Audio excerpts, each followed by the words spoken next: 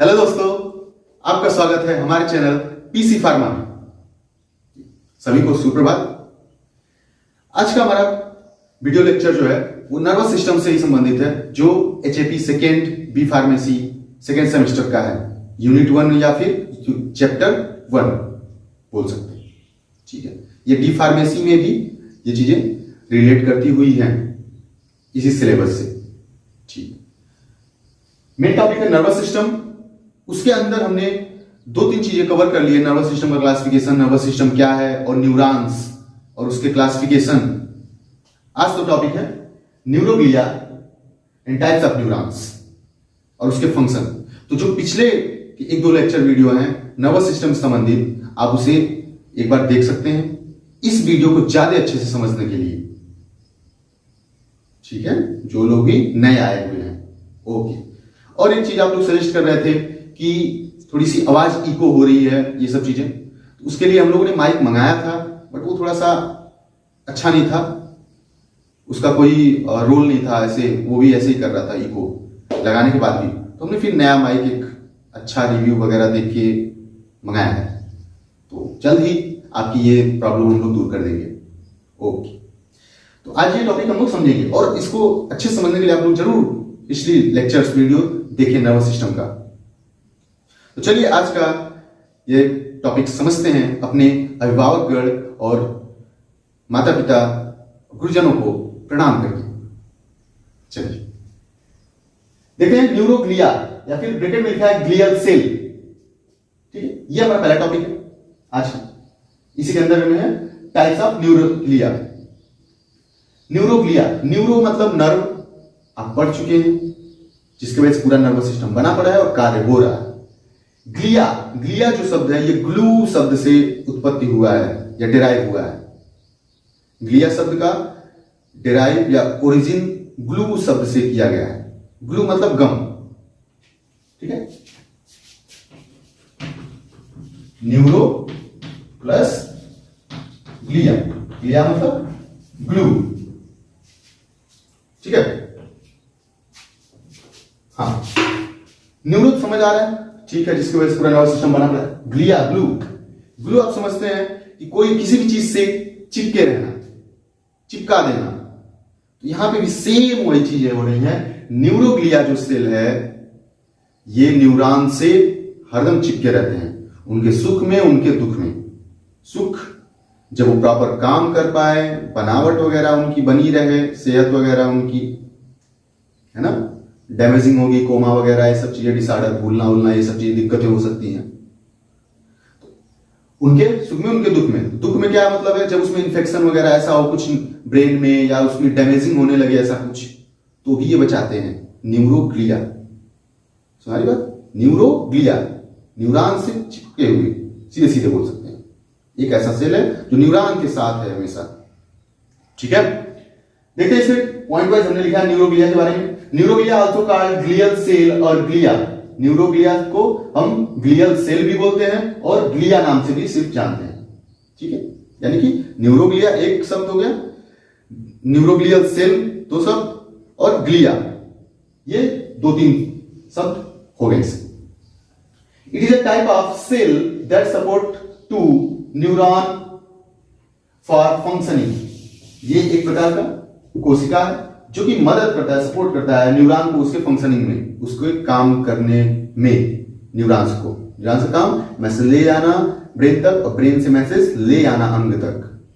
ठीक, अगला पॉइंट है उसी में, it is smaller than neuron. ये न्यूरॉन से छोटे होते हैं। ठीक है, अगला पॉइंट है neuroglia make up approximately half volume of CNS. Neuroglia जो है, जो न्यूरॉन पे चिपके हुए हैं या न्यूरॉन से लगे हुए हैं, वो लगभग आधा आयतन या वॉल्यूम सीएनएस का बनाते हैं। ब्रेन का आधा पार्ट न्यूरोग्लिया से ही मिलके बना पड़ा है, ब्रेन का और स्पाइनल कार्ड। क्योंकि हमने पढ़ा था सीएनएस में ब्रेन आता था, और स्पाइनल कार्ड जो रीढ़ की हड्डी में खाली जगह है, वहां पे नर्व और फ्लूइड भरे पड़े हैं, ये सब स्पाइनल कार्ड होते हैं। ठीक है, ये 3-4 टॉपिक है, पॉइंट्स है। न्यूरोग्लिया को ग्लियल सेल भी कहते हैं। ये सपोर्ट करते हैं न्यूरॉन के कार्य में, और ये छोटे होते हैं न्यूरॉन से, और इन्हीं की वजह से या इनका रोल होता है ब्रेन या सीएनएस के आधे पार्ट को बनाने में। ठीक, ये है न्यूरोग्लिया। उसी में फंक्शन एंड प्रॉपर्टीज की बात हो रही है। आखिर ये इतने इंपॉर्टेंट हैं कि न्यूरॉन से चिपके हुए हैं, तो इनका कार्य क्या है, और इनका कार्य डिपेंड करता है इनके टाइप्स पे। टाइप्स ये दो टाइप के हैं। सीएनएस डिपेंडेंट है, या सीएनएस में जो पाए थे उन्हें इंक्लूडिंग सीएनएस ग्लिया बोला जाता है, और इंक्लूडिंग पीएनएस ग्लिया। सीएनएस में पाए जाने वाले न्यूरोग्लिया और पीएनएस में। अब ये जानते रहिए ये दोनों तरफ होने क्यों चाहिए। अब इतने ही जरूरी हैं सुख दुख में न्यूरोग्लिया, तो भाई जाहिर सी बात है पूरे नर्वस सिस्टम को चाहिए। हर जगह पे गुड टाइम बैड टाइम आते रहते हैं। गुड टाइम यानी कि वो प्रॉपर फंक्शनिंग कर पा रही है, बैड टाइम उसमें कुछ डैमेजिंग वगैरह, उनके फिजियोलॉजिकल उनके फंक्शन में कोई डिस्टर्बेंस हो, ये सब चीजें, तो उसको कहीं ना कहीं सपोर्ट कर रहे हैं न्यूरोग्लिया। सीधे सीधे लिखा है सपोर्ट न्यूरॉन फंक्शन। ठीक, तो फंक्शनिंग समझ लेते हैं थोड़ा सा, उसके बाद हम लोग टाइप समझ लेंगे। ठीक, फंक्शनिंग में देखिए लिखा है फिजिकल सपोर्ट। हाँ, ये फिजिकल सपोर्ट देते हैं। फिजिकल यानी कि बनावट में, जो न्यूरॉन्स पे हमने उस दिन ऐसे बनाया था,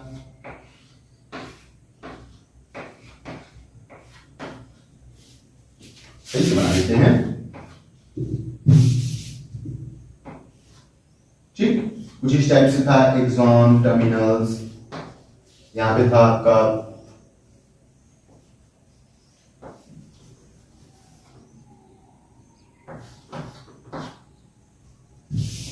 सॉरी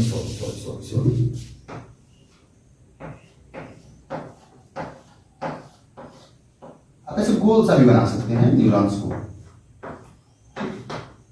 यहाँ पे सब डेंड्राइट्स पहले पड़े थे, यहाँ पे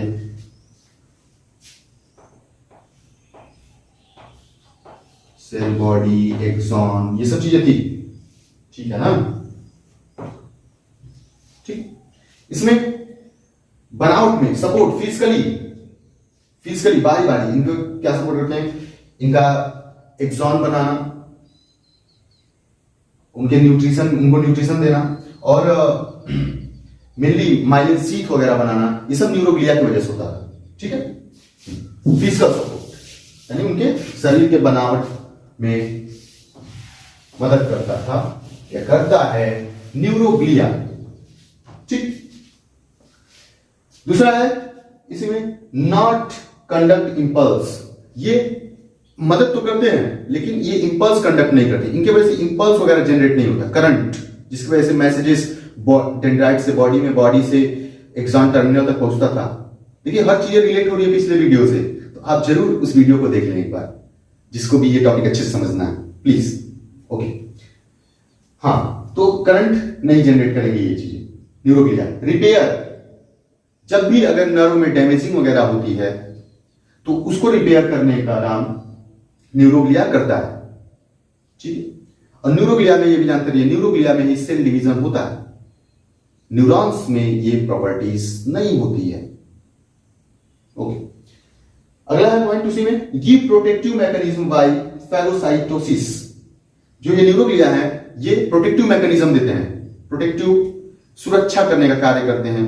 कैसे? फेगोसाइटोसिस के द्वारा। Phagocytosis, cells, debris. अब सेल्स कौन से सेल्स भैया?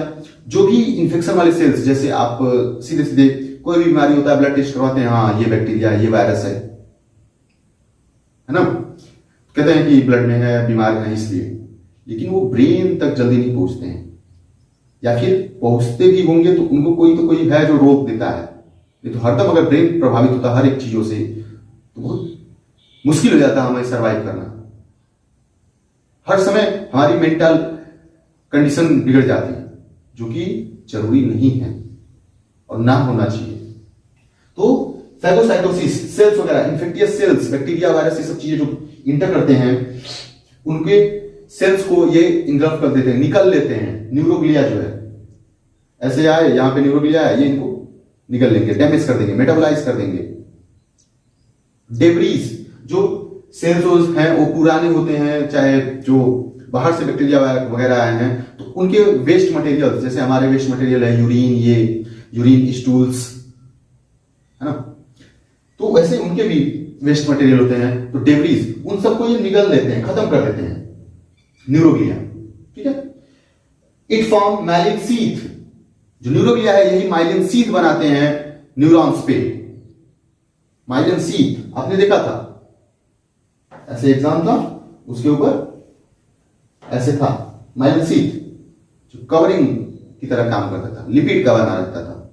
ठीक है, regulate metabolic and ionic environment in neuron, ये नियंत्रित करते हैं मेटाबॉलिक, मेटाबॉलिक अभी बताया मैंने, चीजें जो आई है बाहर से उनको न्यूट्रल कर देना, उनको इनेक्टिव कर देना, या उनके चीजों को चेंज कर देना और अपने शरीर के लिए, अपने नर्व के लिए यूज करना, या फिर बाहर निकाल देना। मेटाबॉलिक, कोई भी चीज बाहर से आई है उसको न्यूट्रल कर देना, यानी वो अपना एक्शन ना दिखा पाए, या उसे इनेक्टिव कर देना, इसकी मेटाबॉलिक प्रोसेस में आती है। आयनिक एनवायरनमेंट, हाँ आयनिक एनवायरनमेंट आपने उस दिन पढ़ा था कि इसमें भी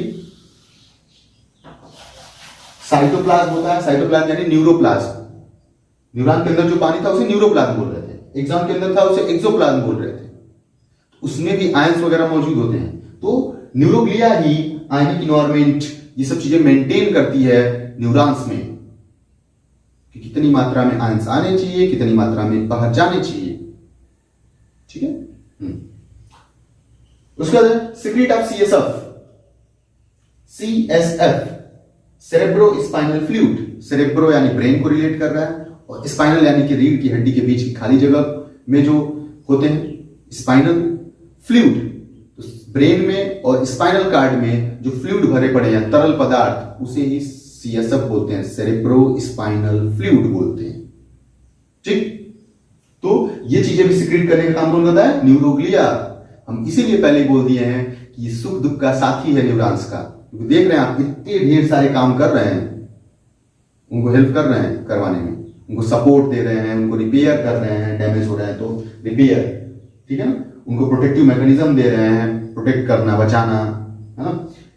सीएसएफ सीक्रेट करवा रहे हैं। सीएसएफ का क्या रोल है भैया? जो फ्लूइड है, सेरेब्रोस्पाइनल फ्लूइड, तरल पदार्थ, वो न्यूट्रिशन देते हैं वहां पे चीजों को, जो न्यूरॉन सेल वगैरह हैं उनको पोषण देते हैं।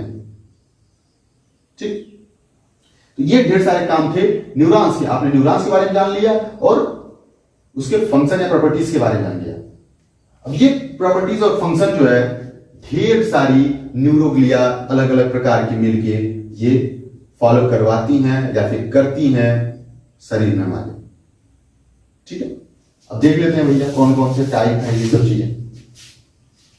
हाँ, थोड़ा सा ये रफ करना पड़ेगा क्योंकि स्पेस कम है आपको समझाने के लिए। एक बार देख लीजिए प्रॉपर। ओके,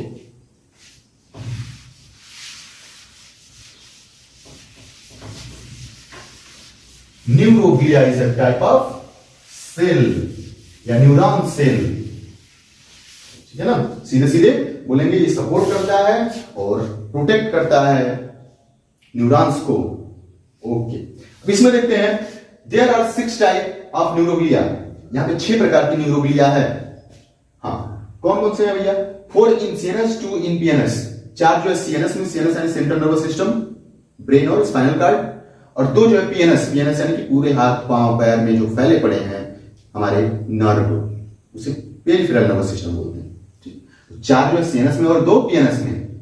सबको जरूरत है क्योंकि है ही ये इतना इंपॉर्टेंट, है ना, प्रोटेक्ट कर रहा है, सपोर्ट कर रहा है, रिपेयर कर रहा है, बैलेंस कर रहा है आयंस वगैरह को। ओके, इसमें देखिए सीएनएस में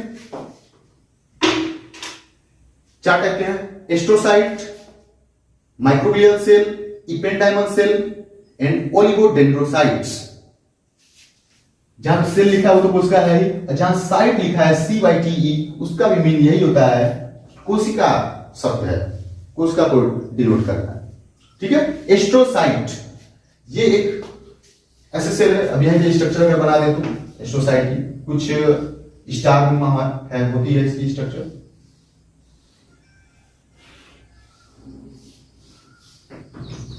स्टार नुमा कुछ इसकी स्ट्रक्चर होती है एस्ट्रोसाइट की। काम क्या करते हैं भैया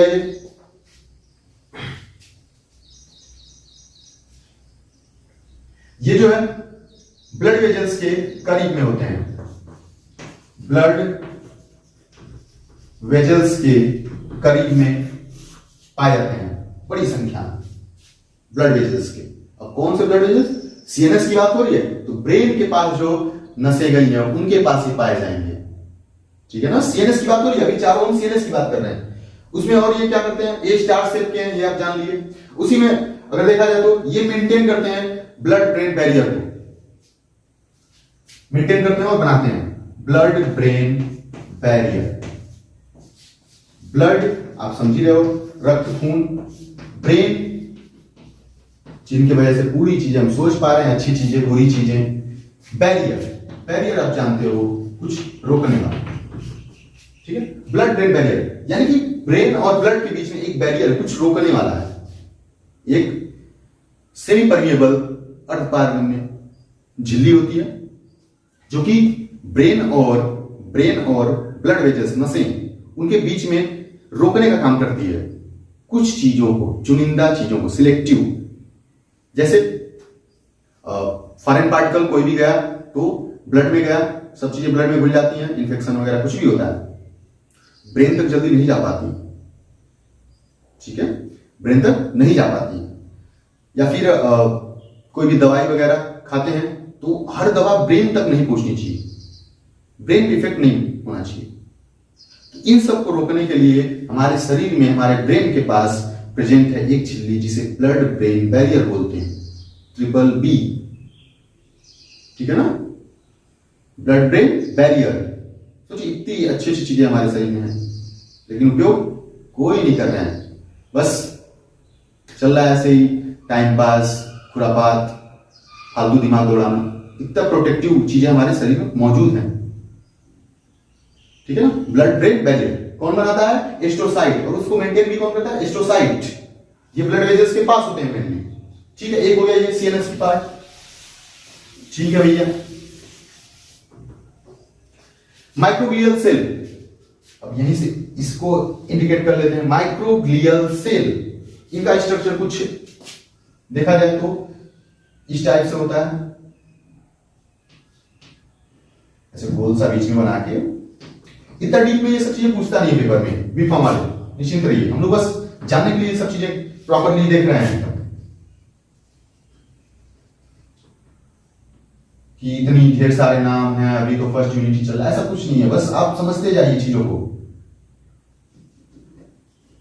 बहुत कठिन नहीं है कुछ, एक चीज से रिलेट करते हुए पढ़ना है। ऐसे कुछ रहता है काटेनुमा, थोड़ी सी स्ट्रक्चर प्रॉपर नहीं बन पाई है, बट आप नोट्स में आपको प्रॉपर मिलेंगे।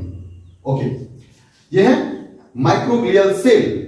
इनका मेनली काम क्या होता है भैया, ये मोनोसाइट से तो निकले होते हैं, monocyte WBC, white blood cell जो होता है उसी का पार्ट है मोनोसाइट। वो मेन काम करते हैं इंफेक्शन से बचाने का। अभी हम यहाँ पे फंक्शन में पढ़ रहे थे, इंफेक्शन वगैरह से बचाने का काम, फैगोसाइटोसिस, ये सब काम जो है न्यूरोग्लिया करता है। उसमें न्यूरोग्लिया में कौन सा न्यूरोग्लिया करता है भैया, सीएनएस का माइक्रोग्लियल सेल। ये मोनोसाइट से निकले होते हैं, मोनोसाइट से निकले होते हैं, ओरिजिनेटेड होते हैं, उत्पन्न होते बने होते हैं, और ये इंफेक्शन वगैरह से रोकने का काम करते हैं। फाइगोसाइटोसिस एक्शन देखिए, चीजों को निकल के अनवांटेड चीजों को उनको बचा देते हैं, मेटाबोलाइज, इनएक्टिव कर देंगे, खत्म कर देंगे, छाट देंगे, बांट देंगे। आए पकड़े, ले जाओ, ब्रेन के पास नहीं आने चाहिए। ओके, अगली चीजें हैं इपेंडाइमल सेल। इपेंडाइमल सेल, ये अभी आपने नीचे लिखा था secretion of CSF, cerebrospinal fluid, जो तरल पदार्थ था जो न्यूट्रिशन वगैरह देता था ब्रेन को, ये जो है इपेंडाइमल सेल से ही सिक्रीट होते हैं। इपेंडाइमल सेल जो है सीधे सीधे जो है इंडोथीलियल टाइप के ही होते हैं, इंडोथीलियल सेल या टिश्यू के टाइप का ही होता है। अरे ग्रुप ऑफ सेल टिश्यू ही तो हो गया, ढेर सारे जब सेल्स हो गया तो इंडोथेलियल टाइप के होते हैं, ठीक है। इसमें सिर्फ सीएसएफ सेरेब्रोस्पाइनल फ्लूइड निकलता है।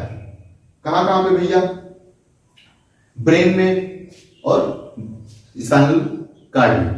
ये सब सिक्रीट करवाते हैं इपेंडाइमल सेल और उसको मेंटेन करते हैं, ठीक है ना। हाँ, उसके बाद है ओलिगोडेंड्रोसाइट्स। ओलिगोडेंड्रोसाइट्स, अब इनका रोल क्या है भैया देख लेते हैं थोड़ा सा। ओलिगोडेंड्रोसाइट्स सीधे सीधे बस इसको याद रखेंगे, ये जो है सीएनएस के न्यूरॉन्स में माइलिन शीथ बनाने का काम करते हैं। ओलिगोडेंड्रोसाइट्स सीएनएस के न्यूरॉन्स में माइलिन शीथ बनाने का काम करते हैं। जैसे अगर ऐसे देख लिया जाए एग्जाम है तो उसमें माइलिन शीथ आप जानते हो, ऐसे कुछ इस टाइप से हमने स्ट्रक्चर देखा पड़ा है अगले लेक्चर वीडियो में, ठीक है ना। ऐसे है और इसी पे ऐसे कुछ इस टाइप से ये रहते हैं।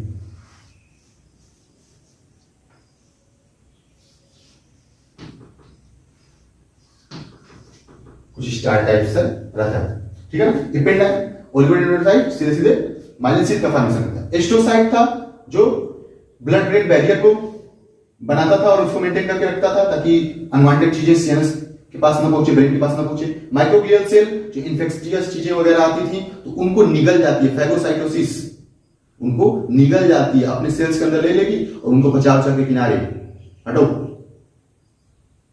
हमसे बचोगे तब ना कुछ कर पाओगे। वो सीन है माइक्रोग्लियल सेल का। इपेंडाइमल सेल जो सेरेब्रोस्पाइनल फ्लूइड भर रहा था, बना रहा था ब्रेन में और स्पाइनल कार्ड में।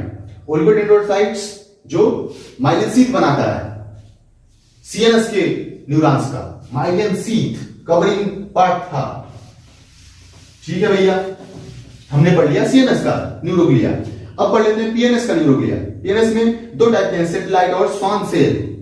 सैटेलाइट और स्वान सेल, ये जो है सैटेलाइट जो है ये फिजिकल सपोर्ट देते हैं, किसको देंगे? पीएनएस वाले न्यूरोग्लिया को, पीएनएस यानी पेरिफेरल नर्वस सिस्टम वाले न्यूरोग्लिया को, ठीक है ना।